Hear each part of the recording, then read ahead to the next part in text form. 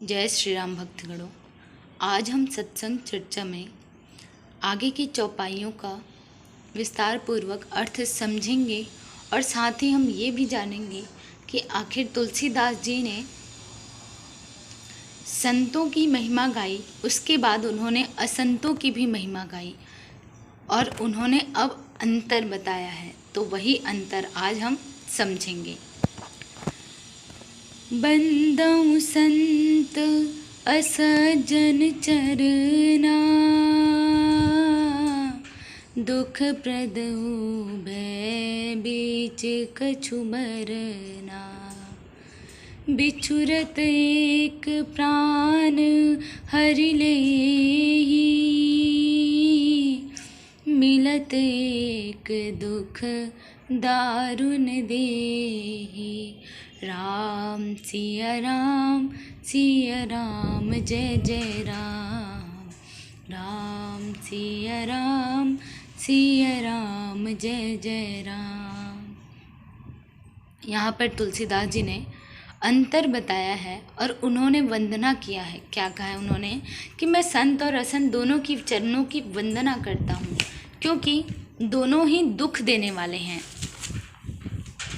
लेकिन उन दोनों में कुछ अंतर है। जैसे कि संत बिछुड़ते समय प्राण हर लेते हैं और असंत मिलते समय दुख देते हैं। जैसे हम आज के समय में, वर्तमान समय में आपको उदाहरण देकर बताएं तो जैसे कोई अच्छा व्यक्ति आपसे मिलने आता है तो हमें लगता है कि कुछ देर और हमारे साथ बैठे, कुछ देर और उनके साथ हम रहें ताकि हमें कुछ ज्ञान मिल जाए, और जब तक रहें।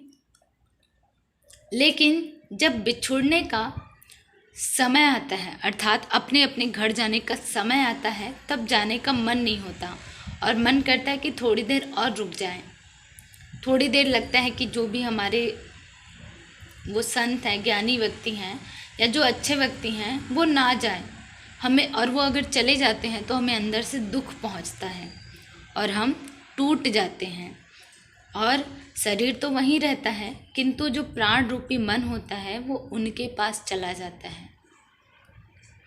अब आपको और सरल शब्दों में हम बताएं तो मान ले जाए कहीं हम कथा सुनने जाते हैं, हम कहीं पर भागवत कथा सुनने जाते हैं या कहीं हम किसी का प्रवचन सुनने जाते हैं, तब हमारे मन में क्या होता है कि हम कुछ देर और कथा सुनते, उनकी कथा कुछ देर और बैठे रहें वो, या कोई संत होते हैं उनका जो प्रवचन सुनने जाते हैं, तब हमारा मन कहता है कि कुछ देर और रुक जाते हैं, कुछ देर और रुक जाते हैं, कुछ देर और रुक जाते हैं।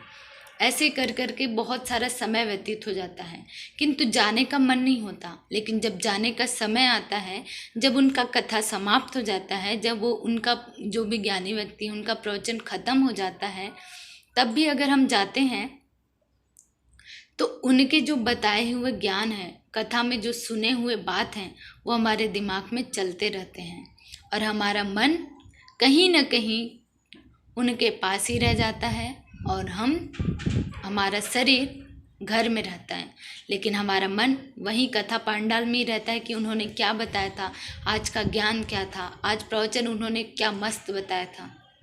ऐसे हमारे मन में कहीं न कहीं, कभी न कभी आप सभी के मन में आया होगा।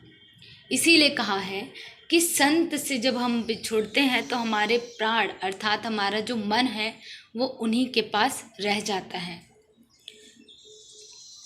उसके बाद उन्होंने कहा है असंत, अर्थात असंत जब मिलते हैं तब दुख देते हैं। जैसे कि हम उदाहरण देकर बताते हैं, आपका कोई रिश्तेदार है या ऐसा कोई व्यक्ति जो मिलते ही आपसे हालचाल नहीं पूछेगा, बल्कि कुछ ऐसी चुभने वाली बात कर देगा कि हमें सीधा चोट पहुंच जाएगा।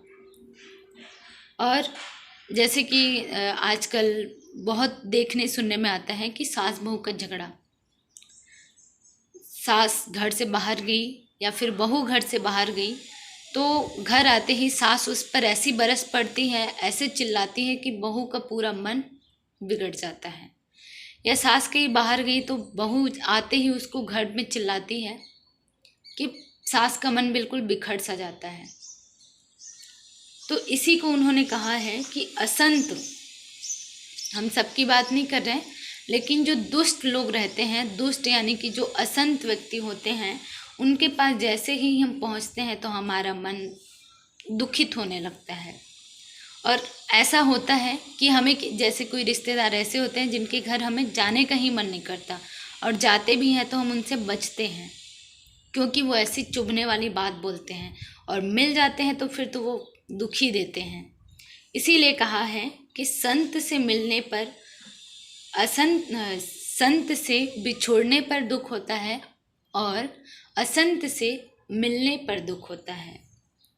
और गोस्वामी तुलसीदास जी ने कहा है कि मैं उन दोनों की वंदना इसलिए कर रहा हूँ क्योंकि दोनों ही मेरे लिए पूजनीय हैं, क्योंकि दोनों से ही मुझे ज्ञान मिला है कि जैसे संत से मिलने पर जो भाव और अनुभव हुआ, और असंत से मिलने पर जो भाव और अनुभव हुआ, उससे मुझे पता चलता है कि जो संत की संगति है वो सीधे प्रभु के मार्ग तक पहुंचाती है, और असंत से जो संगति है वह सीधे नरक में पहुंचाती है।